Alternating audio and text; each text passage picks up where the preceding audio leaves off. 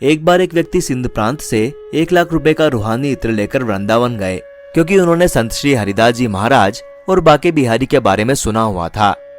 उनके मन में आया कि मैं बिहारी जी को ये इत्र भेंट करूं। इस इत्र की खासियत ये होती है कि अगर बोतल को उल्टा भी कर देंगे तो भी इत्र धीरे धीरे गिरेगा और इसकी खुशबू भी लाजवाब थी। उस समय संत जी एक भाव में डूबे हुए थे। संत देखते हैं कि राधा कृष्ण दोनों होली खेल रहे हैं। जब उस व्यक्ति ने देखा कि ये तो ध्यान में है, तो उसने वो इत्र की शीशी उनके पास रख दी और पास में बैठकर संत की समाधि खुलने का इंतजार करने लगा।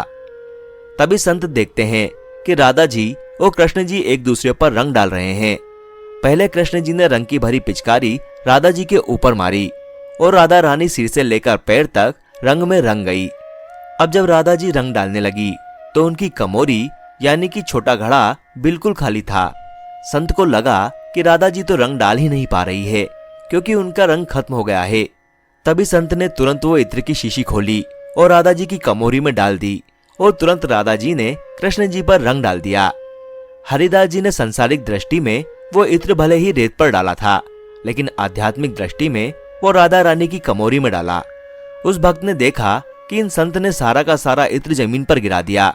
उसने सोचा, मैं इतनी दूर से इतना महंगा इत्र लेकर आया था, पर इन्होंने तो इसे बिना देखे ही सारा का सारा रेत में गिरा दिया।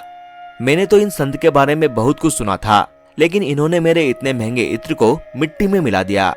वो कुछ भी नहीं बोल सका। थोड़ी देर बाद संत ने आंखें खोली। उस व्यक्ति ने संत को अनमने मन से प्रणाम किया। अब वो व्यक्ति जाने लगा। तभी संत ने कहा, आप अंदर जाकर बाके बिहारी जी के दर्शन कराएं। उस व्यक्ति ने सोचा कि अब दर्शन करे या ना करे, इसका क्या लाभ।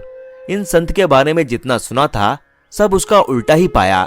फिर भी चलो, चलते समय दर्शन कर लेता हूँ, क्या पता अब कभी आना हो या ना हो। ऐसा सोचकर वो व्यक्ति बाके बिहारी के मंदिर के अंदर गया तो क्या देखता है कि सारे के सारे मंदिर में वही इत्र महक रहा है। और जब उसने बिहारी जी को देखा तो उसे बड़ा ही आश्चर्य हुआ। बिहारी जी सिर से लेकर पैर तक इत्र में नहाए हुए थे। उसकी आंखों में प्रेम के आंसू बहने लगे। वो सारी लीला समझ गया और तुरंत बाहर आकर संत के चरणों में गिर पड़ा और उन्हें बार बार प्रणाम करके रोने लगा। वो कहता है, संत जी मुझे माफ कर दीजिए, मैंने आप पर अविश्वास दिखाया। संत ने उन्हें माफ कर दिया और कहा, भैया तुम भगवान को भी संसारिक दृष्टि से देखते हो, लेकिन मैं संसार को भी आध्यात्मिक दृष्टि से देखता हूँ।